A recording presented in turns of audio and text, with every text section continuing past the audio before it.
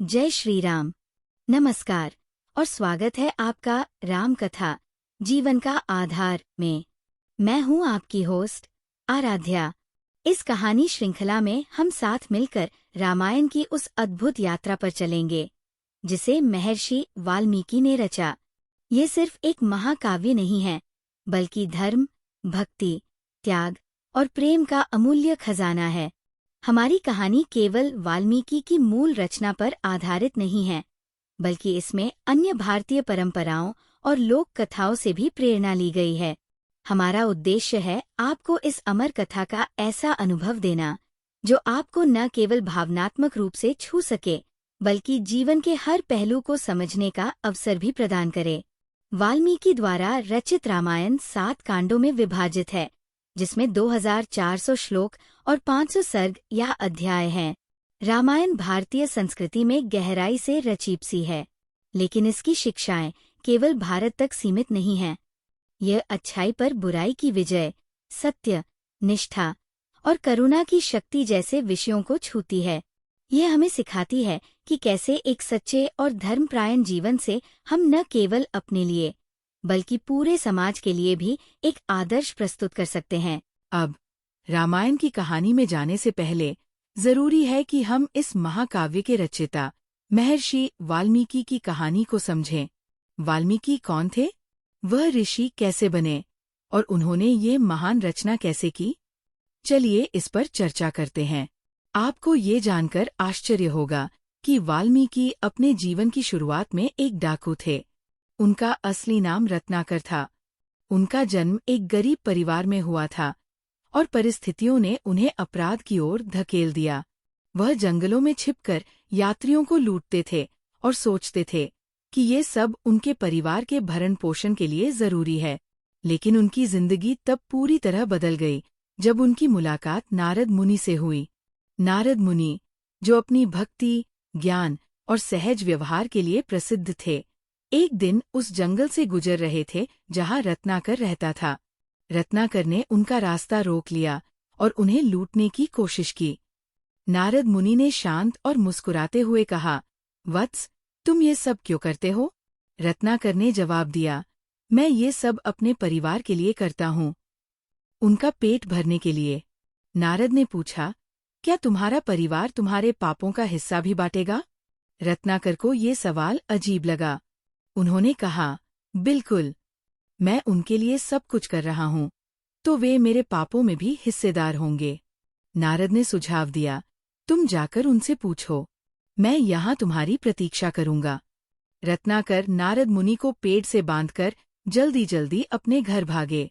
उनके मन में पूरा विश्वास था कि उनका परिवार उनके साथ खड़ा होगा।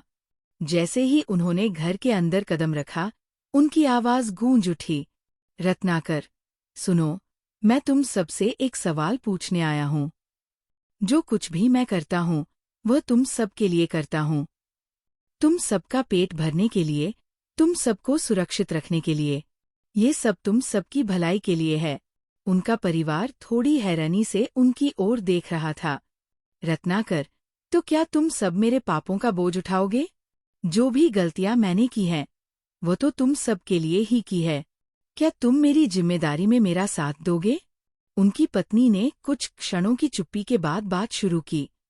पत्नी, हम आपके साथ जीवन बिताने के लिए यहाँ हैं, लेकिन आपके कर्म, वे आपके अपने हैं, हम उन्हें नहीं बांट सकते। ये सुनकर रत्नाकर का चेहरा बदलने लगा। उन्होंने सोचा कि शायद उनके बच्चों से उन्हें समर्थन मिलेगा। रत्नाकर, बेटा, बेटी, मैं जो कुछ भी करता हूँ, वह तुम सब के लिए करता हूँ। क्या तुम मेरे कर्मों का हिस्सा बनोगे? बच्चे मासूमियत से एक दूसरे की ओर देखने लगे। उनके बड़े बेटे ने जवाब दिया, बड़ा बेटा, पिताजी, आप हमें खाना और सुरक्षा देते हैं, लेकिन पाप, वह तो आपके अपने हैं। हमें नहीं लगता कि हम उनमें साझेदार हो सकते हैं। ये सुनकर रत्नाकर की माँ, जो पास बैठी थीं, धीरे धीरे बोली, माँ, बेटा, हर व्यक्ति अपने कर्मों का भार स्वयं उठाता है। जो भी कर्म किए जाते हैं, वे करने वाले के होते हैं। हमने तुमसे ये सब करने को नहीं कहा। रत्नाकर स्तब्ध रह गए। उन्होंने सोचा था कि उनका परिवार, जिसे वह अपनी पूरी जिंदगी का आधार मानते थे, उनके कर्मों को भी साझा करेगा। लेकिन उनके परिवार का यह एकमत जवाब उनके विश्वास को पूरी तरह तोड़ने वाला था। रत्नाकर, गुस्से और निराशा में, मैंने तुम सबके लिए कितने खतरे उठाए। मैंने अपनी जिंदगी दांव पर लगाई, और अब तुम कह रहे हो कि तुम मेरे साथ नहीं हो? पत्नी, आपने जो भी किया वो आपका निर्णय था। हमने आपसे कभी ये सब करने को नहीं कहा। पाप का बोझ केवल वही उठा सकता है जिसने उसे किया हो। ये संवाद रत्नाकर के जीवन का निर्णायक क्षण बन गया। उनका विश्वास, उनकी दुनिया हिल चुकी थी। वो बिना कुछ और कहे घर से बाहर निकल पड़े, लेकिन उनका हृदय सवालों और दुख से भर गया था। रत्नाकर के मन में ये बात गहरी चोट की तरह लगी। उनके गुस्से की जगह एक भारी शून्यता ने ले ली।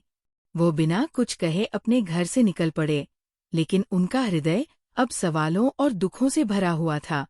वो वापस उस जगह पहुंचे जहां नारद मुनि उनकी प्रतीक्षा कर रहे थे।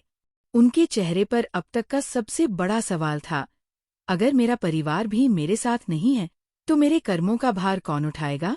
ये क्षण रत्नाकर के जीवन का सबसे बड़ा मोड़ बन गया। उनकी दुनिया बदलने वाली थी। रत्नाकर का दिल टूट गया। वो वापस लौटे और नारद मुनि के चरणों में गिर पड़े। वह रोते हुए बोले, मुझे इस पापमय जीवन से मुक्ति का रास्ता दिखाइए। जब नारद मुनि ने रत्नाकर को उनके कर्मों का सत्य दिखाया, तो उनका हृदय टूट गया। अपने पापों से मुक्ति पाने के लिए उन्होंने नारद से मार्गदर्शन मांगा। नारद ने उन्हें शांत करते हुए कहा, तुम यहाँ बैठकर ध्यान करो और मरा शब्द का जाप करो। मरा का अर्थ था मृत्यु, जो रत्नाकर के पुराने पापमय जीवन के अंत का प्रतीक था। रत्नाकर ने इस सुझाव को अपनाया और गहरे जंगल में एकांत में जाकर ध्यान में बैठ गए। उन्होंने मरा का निरंतर जाप करना शुरू किया। जैसे जैसे समय बीता, मरा शब्द उनके तप के साथ बदलकर राम में परिवर्तित हो गया। इस परिवर्तन ने उनके भीतर गहरे बदलाव लाए।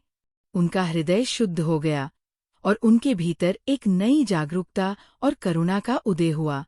रत्नाकर अपनी साधना में इतने गहरे लीन हो गए कि उनका शरीर अचल हो गया। समय के साथ उनके चारों ओर दीमकों ने एक विशाल बाम्बी बना दी। संस्कृत में इस बाम्बी को वाल्मीकि कहा जाता है। उनकी तपस्या इतनी गहन थी कि पौधों की बेलें उनके शरीर से लिपट गईं और उनके बालों और दाढ़ी में पक्षियों ने घोंसले बना लिए। इस दौरान रत्नाकर का ध्यान केवल ब्रह्मा पर केंद्रित था। उनके विचार थे, सब कुछ ब्रह्मा है। ये पूरा ब्रह्मांड ब्रह्मा है। जो कुछ भी चलता है, रुकता है और मरता है, सब ब्रह्मा है। ये गहरी साधना और ब्रह्मा का चिंतन उनके जीवन का केंद्र बन गया।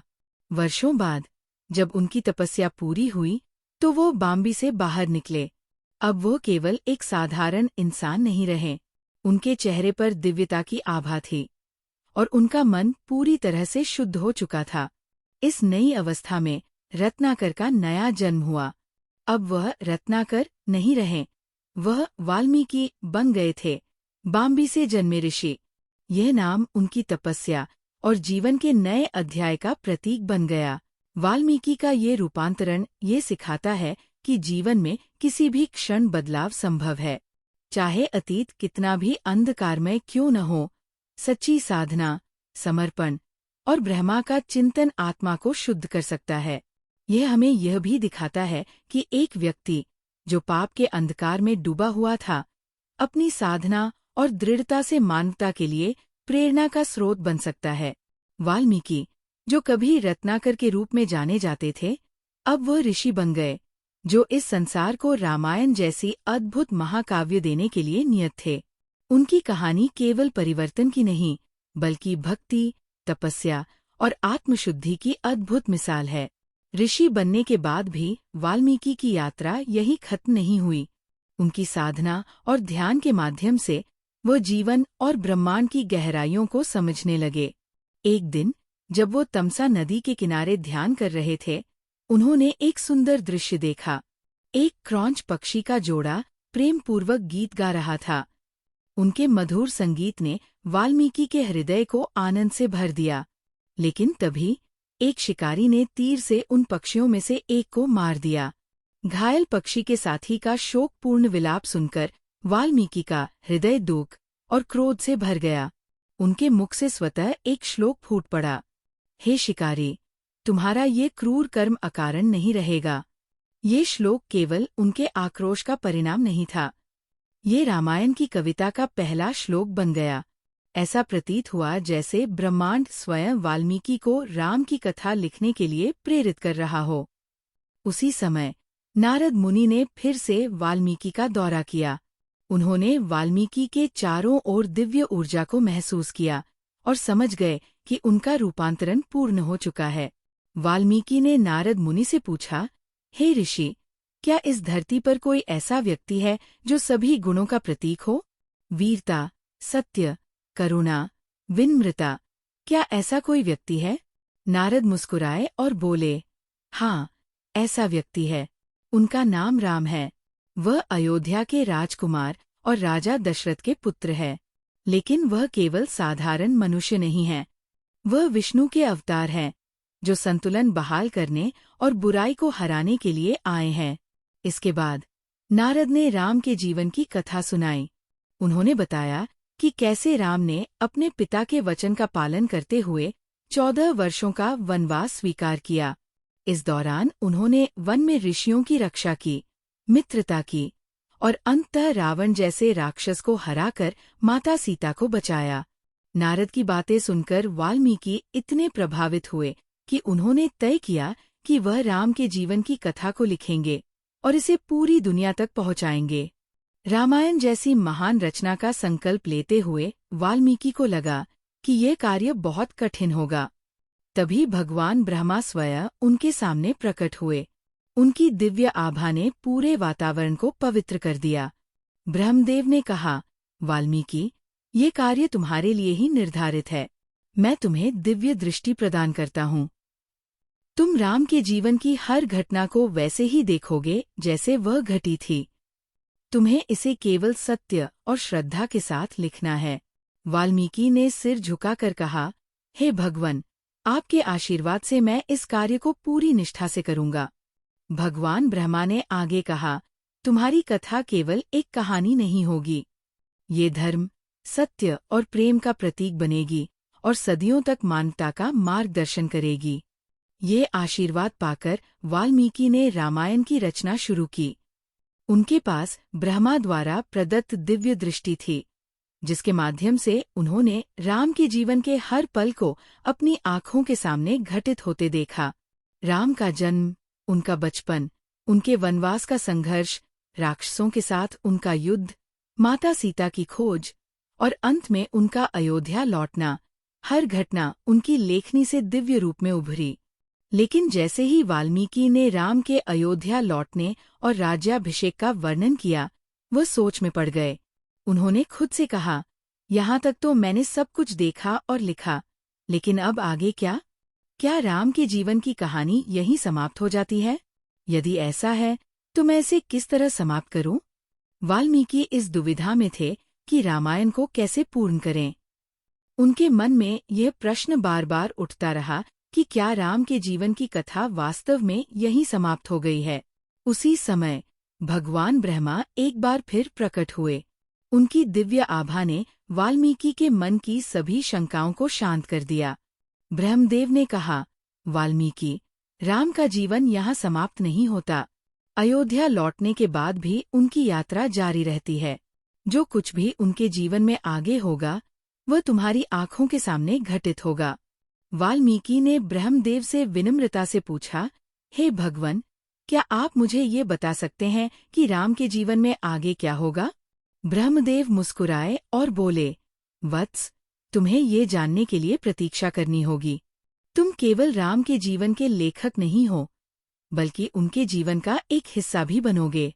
आने वाले समय में तुम्हारी भूमिका रामायण के 7वें कांड में प्रकट होगी। ये सुनकर वाल्मीकि ने सिर झुकाकर कहा, मैं आपके निर्देशों का पालन करूंगा। आपके आशीर्वाद और इस दिव्य कार्य के प्रति अपनी निष्ठा बनाए रखूंगा। वाल्मीकि को ये समझ में आ गया कि वह केवल राम की कथा के लेखक नहीं हैं, बल्कि राम के जीवन के एक साक्षी और सहभागी भी है। रामायण न केवल उनके शब्दों का संग्रह था, बल्कि ये उनके जीवन और राम के साथ उनके गहरे संबंध का प्रतीक भी था। वाल्मीकि की इस भूमिका का रहस्य और महत्व रामायण के 7वें कांड, उत्तरकांड में प्रकट होता है। वहाँ उनकी भूमिका केवल एक ऋषि और लेखक की नहीं, बल्कि राम के जीवन के एक महत्वपूर्ण पात्र की भी है। वाल्मीकि की रामायण केवल एक महाकाव्य नहीं है, ये धर्म, भक्ति और सत्य की शक्ति का प्रमाण है। ये हमें सिखाती है कि जीवन में कितनी भी कठिनाइयाँ क्यों न आएं, अगर हम धर्म और सत्य के मार्ग पर डटे रहें तो विजय निश्चित है। रामायण हमें यह भी सिखाती है कि त्याग, करुणा और निष्ठा से जीवन को सार्थक बनाया जा सकता है। राम के जीवन की हर घटना हमें प्रेरणा देती है कि कैसे अपने कर्तव्यों का पालन किया जाए और अपने जीवन को धर्म के मार्ग पर चलाया जाए। अगले एपिसोड में हम जानेंगे कि कैसे राजा दशरथ को पुत्र प्राप्ति का वरदान मिला और राम, लक्ष्मण, भरत और शत्रुघ्न का जन्म हुआ।